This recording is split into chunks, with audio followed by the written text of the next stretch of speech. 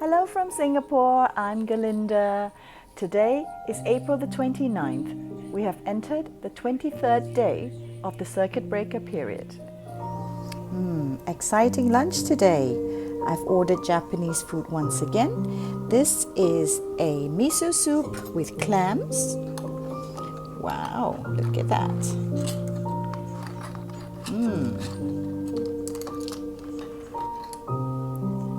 The soup smells really, really good.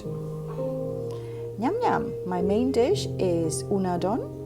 Unadon is also a classic Japanese dish that consists of steamed rice topped with grilled eel slices or fillets that are glazed with a sweetened soy sauce called tare.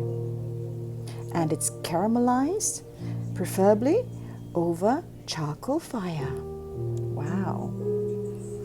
This one is paired with, it's like a bento box. It's paired with a salad, a mixed salad. That looks very good as well.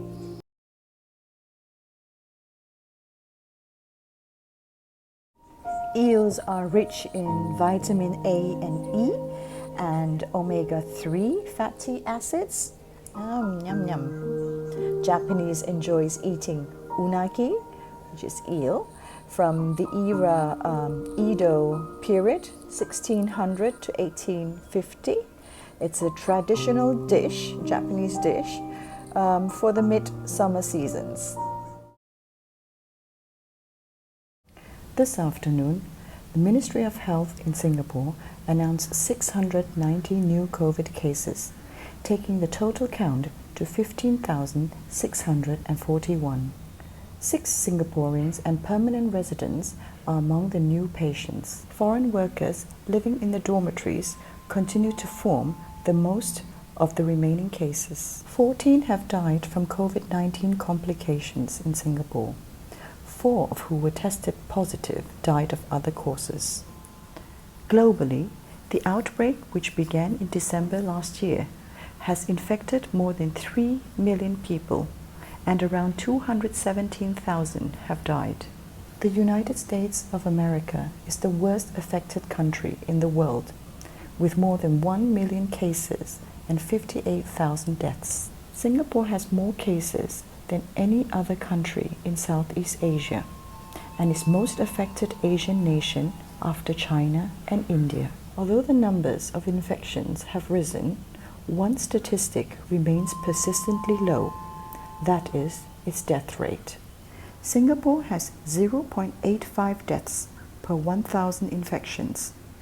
That compares to 17 per 1,000 in Malaysia and 84 per 1,000 in Indonesia. Globally, the average is about 70 deaths per 1,000 infections.